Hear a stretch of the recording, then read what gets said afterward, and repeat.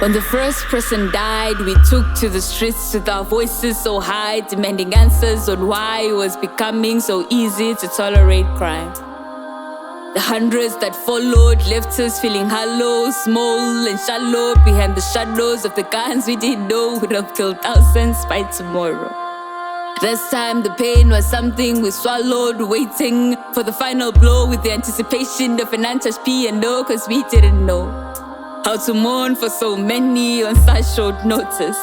The pain manifested and clustered, covered our voice boxes clogged all the airspaces. So when we shouted for peace, we couldn't even hear ourselves speak, shocked into submission, knowing fully well this was only the beginning, knowing wishing it away wouldn't cure us of the fate we knew we couldn't escape. The beginning of acceptance, the worst thing about genocide is the silence. The emptiness forcing tolerance for violence. Pain marrying pain to birth us voiceless. The flirtatiousness of gunpowder trying to convince us we have a choice in this new altered form of peace, a monstrous bliss. Men playing God submit to exist before they give machinery a feast. A pound of your flesh could be the meal of the week. They always target the weakest, never a fair fight. Do I ever cross your mind? The girl you raised from blood. Eyes parted by men twice my size. How delusional you must have been to be convinced that I could suffice, claiming me a paradise as if you couldn't recognize in my eye the last ray of hope fading away. But you still paved your path anyway. How twisted does one have to be to get off on watching a child bleed? Do you ever think of me? The 6-year-old boy who will forever be haunted by the anguished screams of a man pleading for dear life. A boy turned dysfunctional adult in an instant, because the final memory of his father was that of him screaming, Lamle,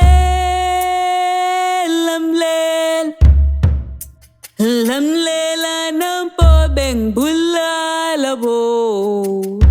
Do you ever think of us, the children whose families you slayed? No, that's an understatement. I deserve the children whose families you massacred to the bitter end, while you made us watch, traumatized and paralyzed by the fear that at any point you might be lurking near. I swear sometimes I still hear the cries, the pleas, the screams of our families going down, all because you gave yourself a crown and decided to clean my town. They say the dead cannot seek justice. It is the duty of the living to do so for them.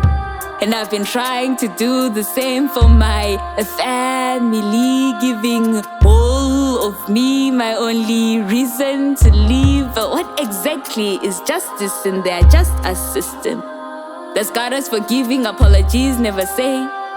How do we go from guns blazing to hands shaking? Whatever happened to transitional healing now? Perpetrators are advocating for peace as if we forgot who began this, first trying to wash away the job of my population in half. Like it's the people who fought and puffed you just to the left. I'm standing on the mass graves of the people I used to love, and you are screaming